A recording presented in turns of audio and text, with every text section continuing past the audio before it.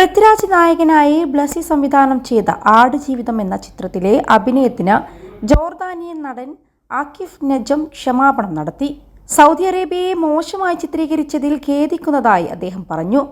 താൻ മുഴുവൻ തിരക്കഥയും വായിച്ചിരുന്നില്ലെന്നും സൗദി അറേബ്യയെ മോശമാക്കുന്ന പ്രമേയമാണ് സിനിമയിലുള്ളതെന്ന് അറിയാമായിരുന്നില്ലെന്നും സിനിമയുടെ ഭാഗമായതിൽ ഖേദമുണ്ടെന്നും താരം സോഷ്യൽ മീഡിയയിൽ പോസ്റ്റിൽ വെളിപ്പെടുത്തി.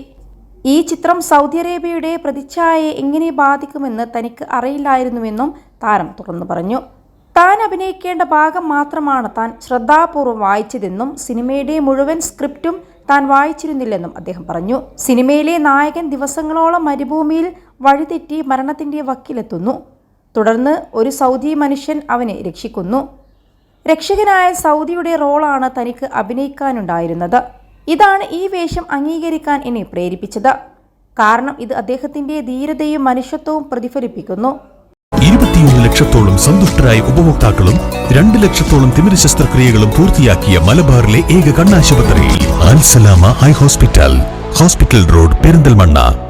എന്നാൽ താൻ സിനിമ കണ്ടപ്പോഴാണ് എൻ്റെ ആദർശ വ്യക്തിത്വത്തിന് പുറമെ ചില നെഗറ്റീവ് റോളുകളിലും സൗദികളെ അവതരിപ്പിക്കുന്നതായി മനസ്സിലായതെന്നും അദ്ദേഹം തൻ്റെ ഔദ്യോഗിക എക്സ് പ്ലാറ്റ്ഫോമിൽ പറഞ്ഞത്.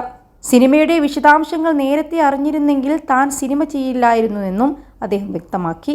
താൻ തെറ്റിദ്ധരിക്കപ്പെട്ടുവെന്നും തൻ്റെ ഭാഗത്തുനിന്നുണ്ടായ അബദ്ധത്തിന് സൗദിയിലെ ജനങ്ങളോട് മാപ്പ് പറയുന്നതായും അദ്ദേഹം അറിയിച്ചു. സൗദിയിലെയോ ഒമാനിലെയോ സർക്കാരുകൾ തനിക്കെതിരെ ഒരു നടപടിയും സ്വീകരിച്ചിട്ടില്ലെന്ന് അൽബലൂഷി കഴിഞ്ഞ ദിവസം പറഞ്ഞിരുന്നു.